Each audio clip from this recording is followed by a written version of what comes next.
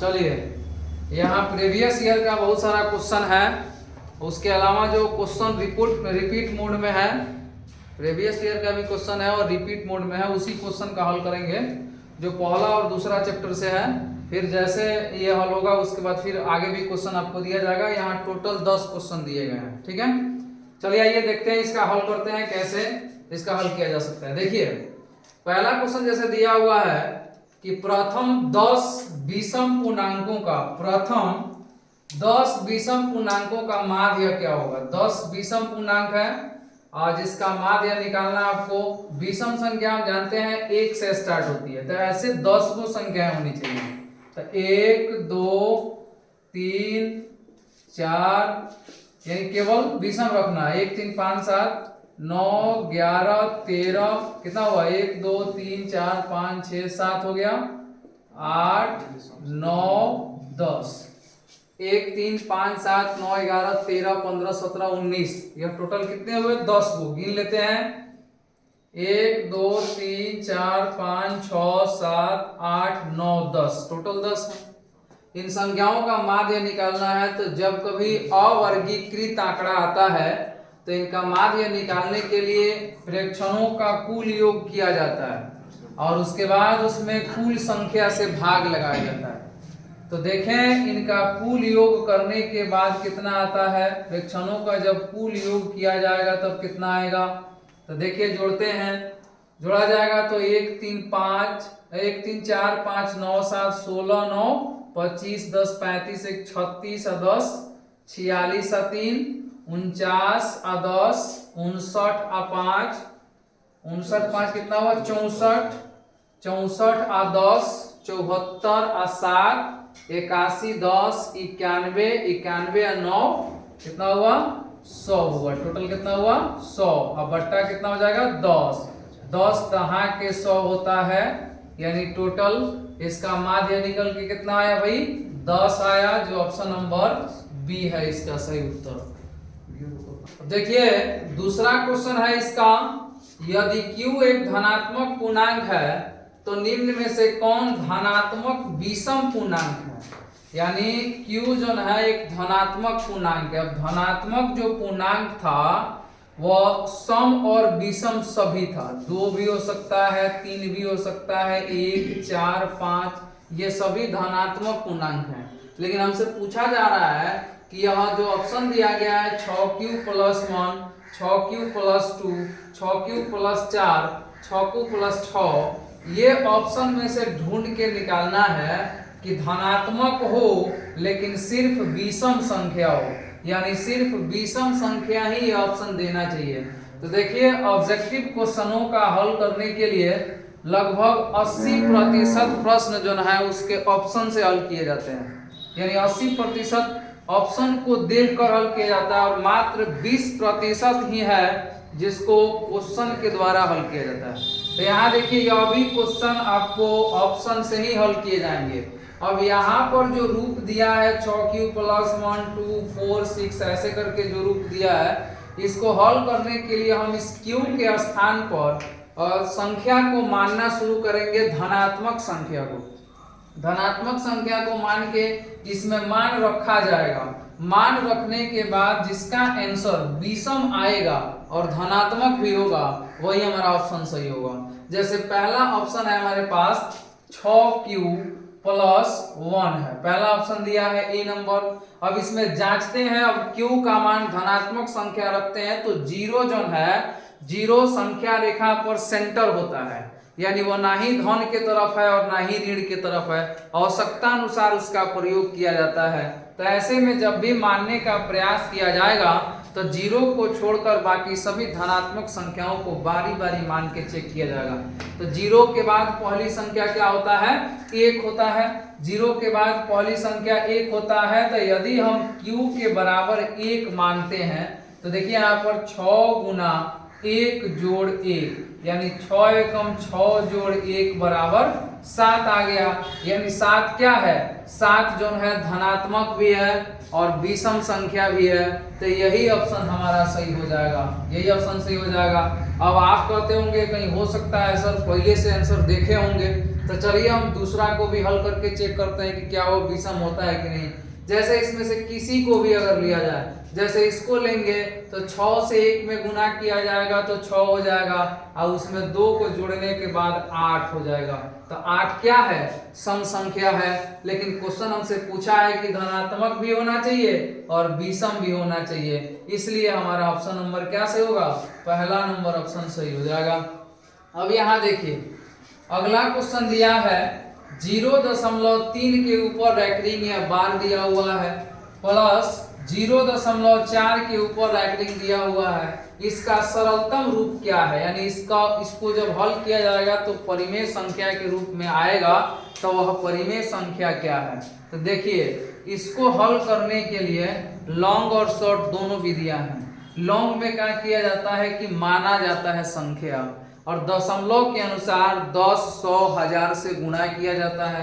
गुणा करने के बाद दो इक्वेशन प्राप्त होता है, और उन दोनों समीकरणों को विलोपन से हल करने के बाद इसका मान निकलता है। लेकिन इसका शॉर्ट फॉर्म क्या होता है? देखिए ये ऑब्जेक्टिव है, तो जब ऑब्जेक्टिव है 1 नंबर का है, अगर अधिक समय देंगे तो फिर लफड़ा हो सकता है, यानी आपका क्वेश्चन छूट सकता है। तो ऑब्जेक्टिव में शॉर्ट देखना है कि कैसे बनेगा। तो देखें यहाँ जैसे दिया हुआ है 0.3 के ऊपर रैंकिंग, फिर 0.4 के ऊपर रैंकिंग दिया है। तो आप जानिए, है ना, पहले भी पढ़े हैं, ये 6ठा 7वां 8वां का सवाल है कि जब भी किसी संख्या के ऊपर रैंकिंग दिया होता है तो उस संख्या के बदले बट्टा में 9 डाला जाता है। जितनी संख्या पर रैंकिंग होगी उतना बट्टा में 9 होगा, और जितनी संख्या पर रैंकिंग नहीं होगा उनके बदले 0 लगाया जाता है। तो देखिए जब इसका हल किया जाएगा तो 0.3 था, अब प्लस में 0.4 के ऊपर रैंकिंग था। तो अगर इसका हल करेंगे तो 3 का 3 रहा, बट्टा रैंकिंग उड़ाने के बाद एगो 9 आएगा, चूंकि एक संख्या के ऊपर रैंकिंग था। उसके बाद 4 का 4 रहेगा, 9 को उड़ाइएगा, रैंकिंग को हटाइएगा तो एगो 9 आएगा, चूंकि एक संख्या पर रैंकिंग था। दोनों हर क्या है? समान है। तो समान हर में ऊपर को ऐड कर लिया जाएगा, चाहे घटाना हो तो घटा लिया जाएगा, दोनों हर के बदले में एक हर लिखा जाएगा। तो 4 और 3 मिलके 7, 7/9। इसका आंसर क्या हो जाएगा? 7/9, जो कि ऑप्शन नंबर बी इसका सही आंसर है ना। एक बार और देखिए, जितनी संख्या के ऊपर रैंकिंग होती है उन संख्याओं के बदले बट्टा में 9 लगाया जाता है। जितनी संख्या उतना 9।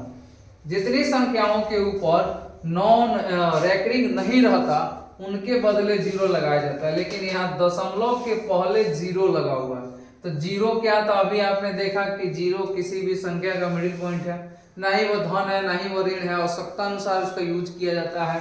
तो यह 0 जब भी लगेगा, माने वही संख्या पर 0 लगेगा जो 0 के जगह पर 1, 2, 3, 4 कोई धनात्मक राशि हो, तो उसके बदले बट्टा में 0 लगे। ठीक है ना। इसका और भी वेरिएंट क्वेश्चन जो आगे आपको दिखाया जाएगा, है ना, जिसमें संख्या 0 नहीं होके कुछ और दिया होगा। चलिए आगे देखते हैं। तो आ गया तीसरा का आंसर। तीसरा का आंसर समझ में आ गया। यह 1 नंबर का क्वेश्चन एगो रहेगा एग्जाम में, पक्का कंफर्म है कि 1 नंबर का क्वेश्चन रहेगा।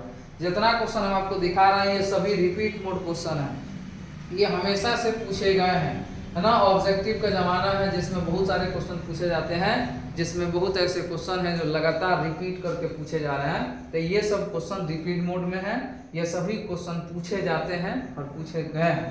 तो ऐसा ही क्वेश्चन आपको दिखाया जा रहा है जो या तो पीछे पूछा गया है, नहीं तो आगामी एग्जाम में आने वाला है, जो आपके लिए बहुत बेहतर खुशनुमा फल दे सकता है। तो चलिए इसको आगे देखते हैं और क्या हो सकता है इसका आंसर। तो इसका आंसर 7/9 होगा, ऑप्शन नंबर बी इसका सही उत्तर है। चलिए आगे बढ़िए। आगे दिया हुआ है 4 नंबर क्वेश्चन में 8 का पावर 0 गुना 2 का पावर 0, यह किसके बराबर होगा? ऑप्शन दिया है 1, 2, 3 और 0 के बराबर होगा।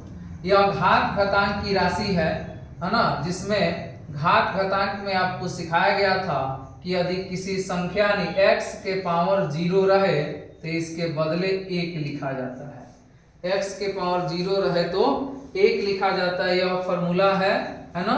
इसको भी सिद्ध करके दिखाया जा सकता है, जिसमें लंबा प्रोसेस है। अभी हम उसको नहीं कर सकते क्योंकि हम आपका क्वेश्चन हल कर रहे हैं, है ना। अगर आप कहिएगा तो उसको भी हम सिद्ध करके दिखा देंगे कि x के पावर 0 आखिर एक क्यों होता है। ठीक है, चलिए, तो यह एक सूत्र है, जब x का पावर 0 हो, है ना, तो उसके बदले क्या लिखा जाता है, 1 लिखा जाता है। बिल्कुल वही चीज यहाँ फॉलो कीजिए। दिया हुआ है आपको 8 के पावर 0 गुना 2 के पावर 0, तो 8 के पावर 0 के जगह पर आप 1 लिखिएगा और 2 के पावर 0 के जगह पर आप 1 लिखिएगा, और 1 में 1 से जब गुना कीजिएगा तो क्या आ जाएगा, 1 आ जाएगा। यानी इस क्वेश्चन का ऑप्शन नंबर ए सही है, यानी इसका आंसर क्या हो जाएगा, 1 इसका आंसर हो जाएगा। चलिए आगे देखते हैं। आगे दिया हुआ है 3.27। देखिए वही संख्या जो आप ऊपर बनाए हुए हैं, उसी तरह के कुछ संख्या यहाँ मिल गई आपको। जहाँ 0 दिया था, अब इस 0 के जगह पर एक संख्या धनात्मक दिया हुआ है जो 3 है। तो देखिएगा 3.27 कैसी संख्या है। तो सबसे पहले 3.27 में देखिएगा 2 और 7 के ऊपर रैंकिंग है, तो 2 और 7 के ऊपर रैंकिंग है, तो सबसे पहले हम इसको हॉल करते हैं। हॉल करने के बाद जो ऑप्शन दिया है उसमें चेक करते हैं। जैसे पहला ऑप्शन दिया है, एक पूर्णांक है, एक परिमेय संख्या है, एक प्राकृत संख्या है, एक अपरिमेय संख्या है। तो हल करेंगे, उसके बाद पता चलेगा कैसी संख्या है। तो चलिए इसका हल करते हैं। दिया है 3.27, तो देखिए यहाँ पर हल किया जाएगा। दिया हुआ है 3.27, तो हमने आपसे कहा था कि जितना संख्या पर रैंकिंग होता है उसके बदले बट्टा में क्या हो जाता है, 0 हो जाता है। तो आइए यहाँ देखते हैं। यहाँ दिया है 3.27, तो 2.7 पर रैंकिंग है लेकिन 3 पर नहीं है। इसको भी बनाने के लिए आप शॉर्ट फॉर्म और लॉन्ग फॉर्म दोनों को अपना सकते हैं। यानी लॉन्ग फॉर्म जो होगा वो लंबा होगा, लॉन्ग प्रोसेस लगाइएगा तो लघु उत्तरीय प्रश्न बनेगा। लेकिन यह एक ऑब्जेक्टिव क्वेश्चन है, तो इसको जितना कम से कम समय में हल करेंगे उतना ही हम ज्यादा क्वेश्चन बना सकते हैं और हमारी नंबर बेहतर से बेहतर आ सकता है। इसी हिसाब से बनाने के लिए इसके शॉर्टकट विधि को अपनाया जाता है। तो देखिए कैसे करेंगे। क्या करेंगे, हम यह थोड़ी देर के लिए भूल जाते हैं कि यहाँ दशमलव है और यहाँ रेखरिंग है, थोड़ी देर के लिए भूल जाते हैं। तो अगर हम यहाँ से दशमलव हटा देते हैं, चाहे रेखरिंग हटा देते हैं, तो क्या बचता है, जब इन दोनों को हटा दिया जाएगा तो बचेगा 3.27 जो दिया हुआ था, अब वह बचेगा 327। यानी जब दशमलव और रेखरिंग दोनों को हटा देंगे तो क्या बचेगा, 327। अब इसमें क्या करिएगा, माइनस कर दीजिएगा, और माइनस क्या होगा, तो जितने संख्या के ऊपर दशमलव नहीं था वही माइनस करना है। फिर से एक बार देखिए, हम थोड़ी देर के लिए भूल जाएंगे कि यहाँ दशमलव है और यहाँ रैंकिंग है, यानी दशमलव और रैंकिंग को भूल जाना है। भूल जाने के बाद संख्या देखिए 327 हो जाएगी। इसमें से माइनस करना है। माइनस किसको करना है, तो उसी अंक को करना है जिस पर रैंकिंग नहीं है। तो देखिए यहाँ किस पर रैंकिंग नहीं है, 3 पर, तो 327 माइनस 3 लिखा जाएगा बट्टा में। अब सवाल आता है उसी 9 का, उसी 0 का। तो अब देखिएगा क्वेश्चन में 2 अंकों के ऊपर रैंकिंग था, 2 अंकों पर रैंकिंग था, तो कितना 9 बनेगा, 2 को 9 बन जाएगा। और जिस पर नहीं था उसके बदले में 0 बनेगा। तो देखिए 2 अंक पर रैंकिंग था तो 2 को 9 लिखा गया, जिस पर नहीं है उसके बदले 0 लिखा गया। अब इसको हल किया जाए तो 327 माइनस 3 करेंगे तो आ जाएगा 324 बट्टा 990 आ जाएगा। अब इसको काटा जा सकता है, यानी दोनों राशि जो आया है अंश और हर, यह कटने वाली राशि है, लेकिन हम काट के क्या करेंगे, चूंकि इसका सरलतम रूप तो पूछा नहीं है। अगर सरलतम रूप पूछा रहता तो हम इसको काटते और जहां तक कटता उसको काट के वही उसका आंसर होता। लेकिन आपसे इसमें पूछा गया है कि यह कैसी संख्या है, यानी इसमें सरलतम रूप नहीं लिखना है। तो देखिए यह p/q के रूप में लिखा है, तो p/q क्या होता है, एक परिमेय संख्या होता है। p/q क्या होता है, एक परिमेय संख्या होता है जहां q 0 के बराबर नहीं होता है, और p तथा q दोनों क्या होते हैं, पूर्णांक होते हैं, अपने आप में पूरे होते हैं। तो यहाँ आइए, दिया हुआ एक पूर्णांक संख्या, तो देखिए पूर्णांक संख्या उसी को कहते हैं जो अपने आप में पूरे होते हैं। तो पूर्णांक जैसे 1 2 3 4 5 6 7 8 9 10 11 12, ऐसे ये क्वेश्चन अपने आप में अंक पूरे हैं तो इसको पूर्णांक कहा जाएगा। लेकिन यहाँ अंश बटा हर है, यानी 990 का वो 324वां भाग है, तो यह पूरी संख्या नहीं है। तो ऐसे में पहला ऑप्शन गलत हो जाएगा। दूसरा देखिए, यह एक परिमेय संख्या है, तो बिल्कुल सही बात है कि यह अंश बटा हर यानी p/q के रूप में आया है, जहां दोनों पूर्णांक है और q जो है हर इसका 0 के बराबर नहीं है, इसलिए अभी तक यह ऑप्शन सही है। तीसरा चेक करते हैं, यह एक प्राकृत संख्या है, तो प्राकृत संख्या जो है 1 से स्टार्ट होता है, 1 2 3 4 वो भी अपने आप में पूरा होता है, पूर्णांक होता है, तो यहाँ पर प्राकृत संख्या भी नहीं होगा। अगला दिया है यह एक अपरिमेय संख्या है, तो अपरिमेय संख्या बिल्कुल नहीं है, यानी यह एक परिमेय संख्या है, इसलिए ऑप्शन नंबर क्या सही है इसका, ऑप्शन नंबर बी इसका सही उत्तर है, यानी यह एक परिमेय संख्या है। चलिए आगे है, अगला क्वेश्चन है 6/15 का दशमलव प्रसार क्या होगा। अशांत है, आवर्ती है कि इनमें से सभी है। तो शांत का मतलब होता है कि वह बिल्कुल शांत हो गया, यानी कट गया, समाप्त हो गया। अशांत का मतलब होता है कि वह नहीं कट रहा। आवर्ती का मतलब होता है कि वह अशांत तो है लेकिन एक ही संख्या एक निश्चित संख्या के बाद रिपीट कर रहा है, तो उसको आवर्ती कहते हैं। और देखिए शांत बनाने के लिए शर्त है कि शांत के लिए यदि संख्या का हर का गुणनखंड, यदि किसी संख्या के हर का गुणनखंड 2 के पावर m या 5 के पावर n या 2 के पावर m गुना 5 के पावर n के रूप का हो। याद करिएगा, यहां दिया हुआ है 2 के पावर m हो, 5 के पावर n हो, 2 के पावर m गुना 5 के पावर n हो, तो ऐसी जिसका हर का गुणनखंड इस रूप का हो वह सारा संख्या शांत हो जाता है, यानी बिना भाग लगाए हम चेक कर सकते हैं कि यह कटेगा कि नहीं, यानी भाग लग सकता है कि नहीं, शांत है कि अशांत है, इसका थ्योरी है ये। अब देखिए, जो इस रूप का नहीं होता है उसको अशांत कहते हैं, और जो संख्या एक निश्चित संख्या के बाद अपने आप को दोहराता है उसको आवर्ती कहते हैं। चौथा ऑप्शन दिया है कि क्या इनमें से सभी है।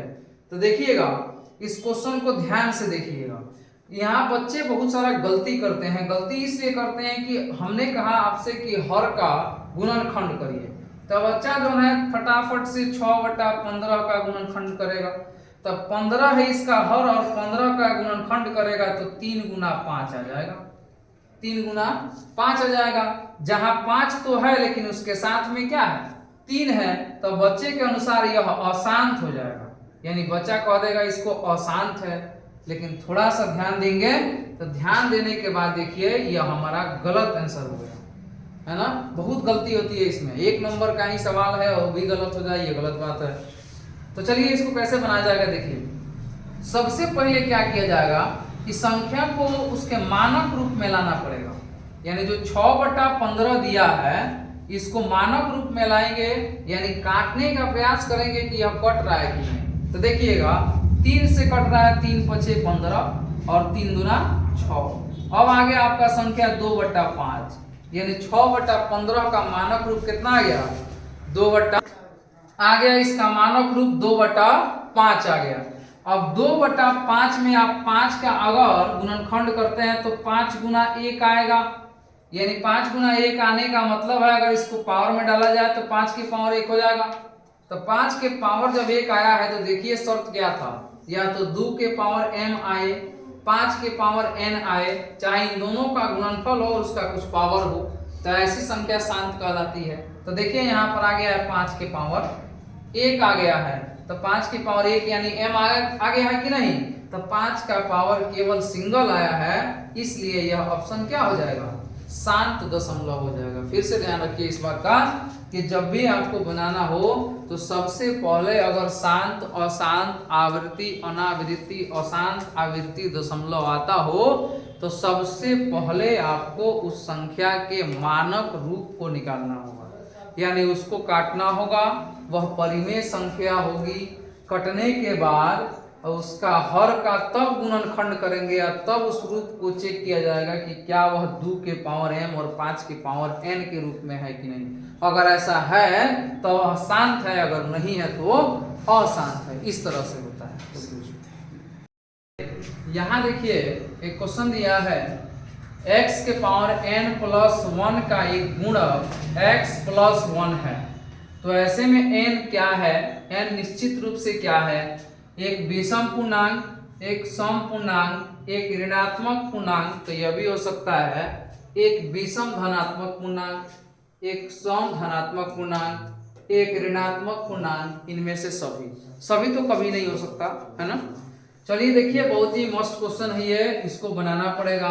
दिया हुआ है x के पावर n प्लस 1 का एक गुणक दिया हुआ है आपको x प्लस 1। इसका मतलब यह हुआ कि x प्लस 1 जो है x के पावर n प्लस 1 को संतुष्ट करता है, यानी भाग लगाने के बाद भागफल क्या हो जाता है, 0 हो जाता है। तो चलिए, अगर यह बहुपद बनाते हैं तो यहां से अगर x का मान निकालना हो तो x बराबर क्या आ जाएगा, -1 आ जाएगा। यानी कहने का अर्थ यह हुआ कि x प्लस 1 बराबर यदि 0 होता है तो x के जगह पर क्या आ जाता है, -1 आ जाता है। अब इस -1 को हम x के जगह पर रख देते हैं, तब देखिए हमारा ये फॉर्मेट क्या होता है। अगर x के जगह पर -1 को रखते हैं तो -1 के पावर n प्लस 1 हो जाता है। अब यहाँ पर हमें n को बताना है कि n कैसी राशि है। ध्यान से देखिएगा, यह x प्लस 1 इसको संतुष्ट करता है, मतलब यह है कि x के पावर n प्लस 1 में x प्लस 1 से भाग लग जाता है और शेषफल क्या हो जाता है, 0 हो जाता है। तो चलिएगा यहाँ देखते हैं। अब आपको मानना पड़ेगा n बराबर 1 2 3 ऐसी राशियां माननी पड़ेगी। तो देखिएगा, -1 का -1 रहा, जब n का मान आप 1 रखोगे तो 1 प्लस 1 हो जाएगा, यानी 1 को कितनाहू बार गुना करें, है ना, 1 को कितनाहू बार गुना करेंगे 1 ही आएगा। लेकिन संख्या अगर ऋणात्मक हो तो पावर जब धनात्मक विषम होगा तब तक उसका गुणनफल जो है क्या आ जाएगा, ऋणात्मक संख्या आएगा। यानी -1 को 1 बार गुना करेंगे तो क्या आएगा, -1, और -1 प्लस 1 जब ऐड किया जाएगा तो क्या हो जाएगा, 0 हो जाएगा। अब n के जगह पर 2 रख के देखो तो यहाँ -1 का पावर 2 प्लस 1 रखेंगे, 1 का स्क्वायर करिएगा तो 1 आएगा, माइनस का स्क्वायर करिएगा तो माइनस और माइनस मिलके प्लस हो जाएंगे, यानी 1 प्लस 1 बराबर 2 आ जाएगा। फिर आप 3 रखिएगा, -1 का पावर अगर 3 रखते हैं और प्लस 1 करते हैं तो -1 प्लस 1 यानी फिर क्या आ जाता है, 0 आ जाता है। तो देखिएगा, जब हम n का मान जब विषम संख्या रखे हैं तब उसका मान 0 आया है, और जब हम सम संख्या रखे हैं तो उसका कुछ मान आ रहा है, 0 नहीं आ रहा है। यानी आपसे कहा था कि इसमें x के पावर n प्लस 1 में x प्लस 1 इसको संतुष्ट करता है। तो जब आप एक विषम संख्या मान रख रहे हो तब इसका मान 0 आ रहा है, लेकिन जैसे ही आप सम संख्या रख रहे हैं वैसे मान 0 नहीं आ रहा, कोई राशि आ रही है। तो देखिएगा, n का मान हमने क्या रखा था, विषम रखा था, और विषम में भी एक धनात्मक पूर्णांक रखा था, यानी माइनस नहीं बल्कि प्लस रखा था। तो इसलिए इसका आंसर क्या हो जाएगा, एक विषम धनात्मक पूर्णांक आता है, यानी ऑप्शन नंबर ए इसका सही उत्तर है। यहाँ पर विषम धनात्मक भी लिखा जा सकता है, एक विषम धनात्मक पूर्णांक, n का मान क्या है, एक विषम धनात्मक पूर्णांक है। चलिए अगला क्वेश्चन है, √12 का परिमेयकरण गुणांक क्या है। यानी देखिए, परिमेयकरण गुणांक का मतलब यह होता है कि √12 में जो √12 आया है आखिर उसमें किससे गुणा किया गया होगा कि √12 हो गया होगा। तो अभी हमने आपसे कहा था पहले क्वेश्चन में कि बहुत सारे क्वेश्चन को उसके ऑप्शन से हल किया जाता है।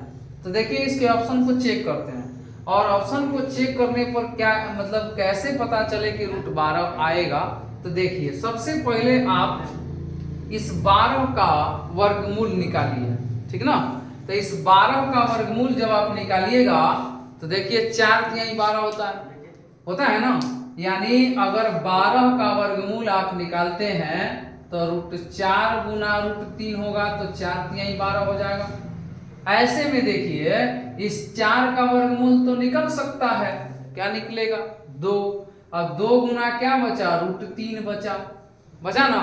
तो हमसे ये नहीं पूछा जा रहा है कि किससे यह बना हुआ, लेकिन इससे जरूर पूछा जा रहा है कि किस अंक से गुना करने के बाद यह आया होगा।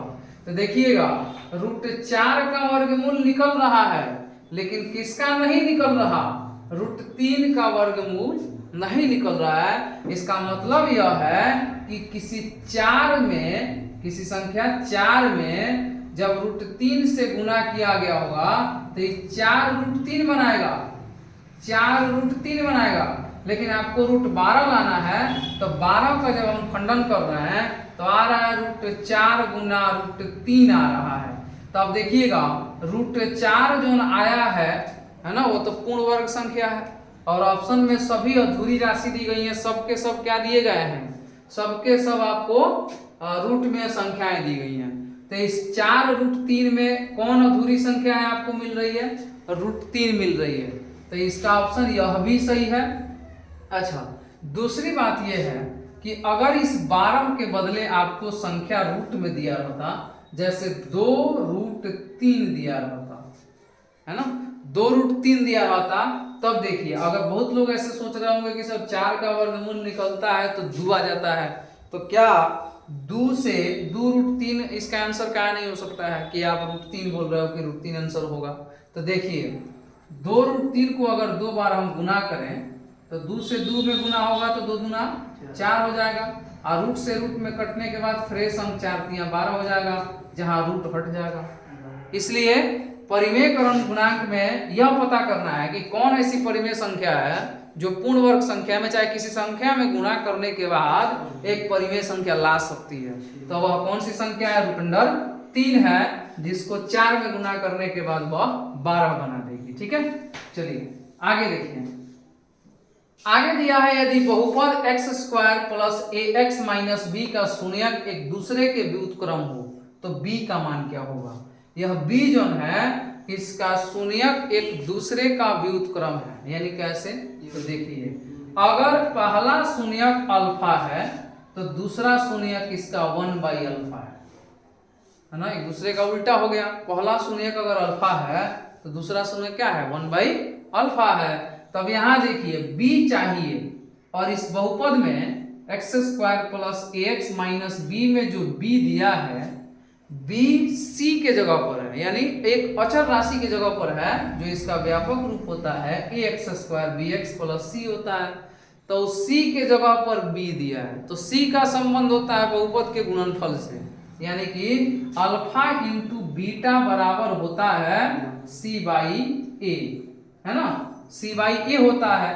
तो पहला शून्यक अल्फा हुआ और दूसरा शून्यक इसका बीटा हुआ, तो इन दोनों को हम गुणा करते हैं तो अल्फा × 1/α आता है, = c के जगह पर क्या दिया है भाई, -b दिया है, और a के जगह पर क्या है, कुछ नहीं है तो 1 दिया है। क्या दिया है, 1 दिया है।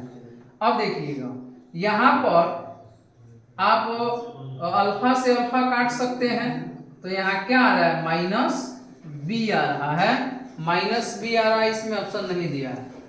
फिर से देखते हैं, याद देखिए यह अल्फा से अल्फा कैंसिल है तो क्या बचा, -b/1 बचा, b/1 बचा।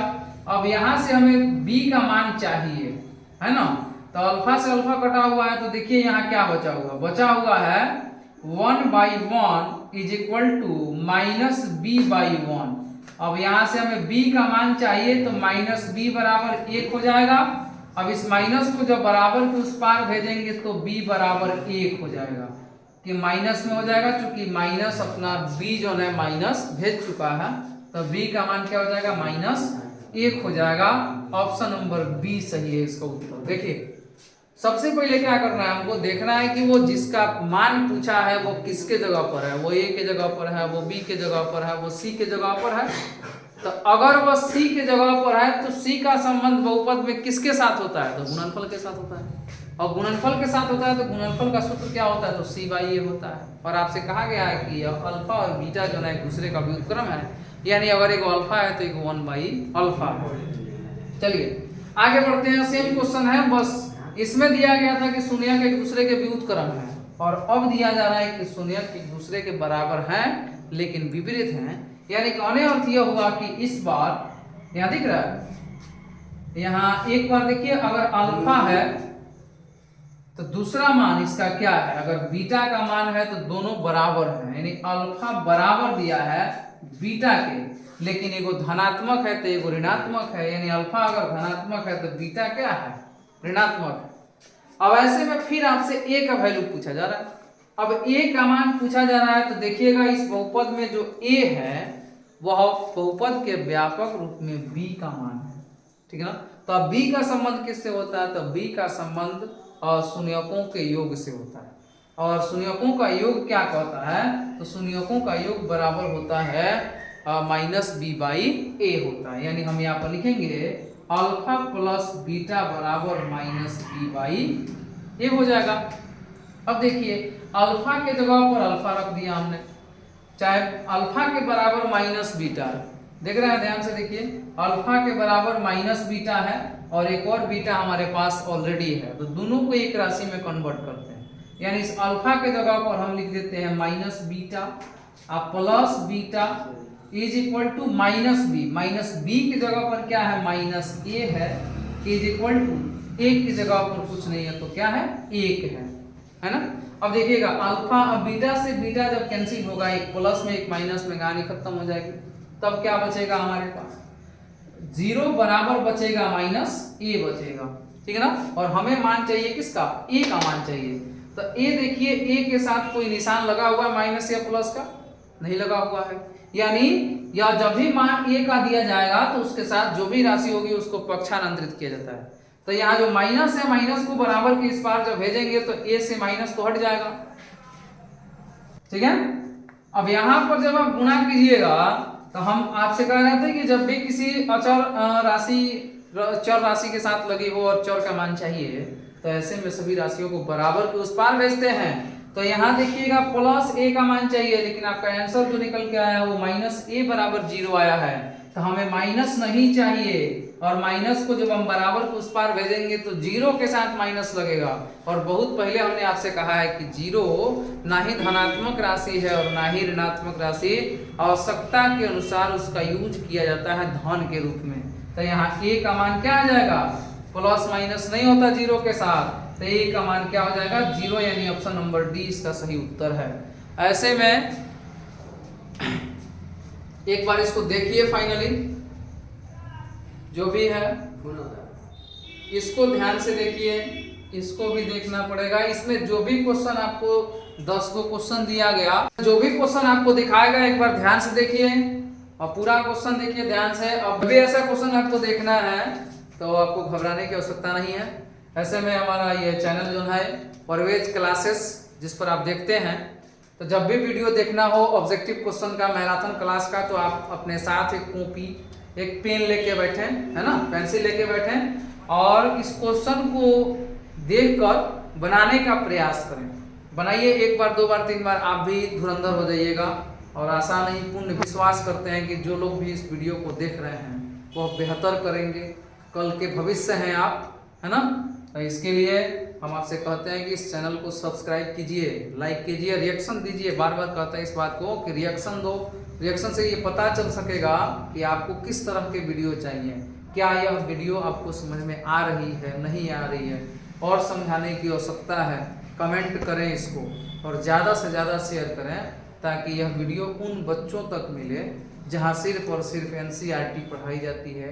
मान लिया गया कि एनसीईआरटी बेस है, लेकिन आपको एनसीईआरटी बेस के अलावा अन्य भी जानकारियाँ होनी चाहिए। जैसे ये सभी क्वेश्चन जो आपको दिखाई दे रहे हैं ये सब एनसीईआरटी बुक के नहीं हैं, ठीक है ना।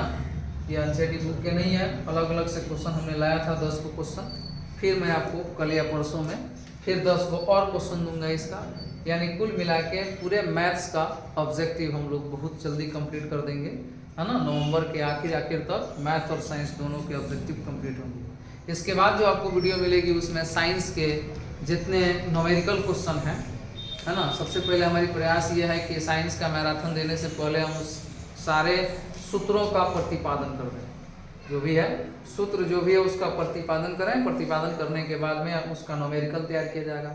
यानी कुल मिला के नवंबर दिसंबर में आपको इतनी वीडियो बना के दिखा दी जाएगी जिससे कि आप एक भी क्वेश्चन जो है आपके लिए अधूरा नहीं रहेगा। तो पूरे वीडियो को देखने का प्रयास करें, ध्यान से पूरा वीडियो अवश्य देखें। धन्यवाद।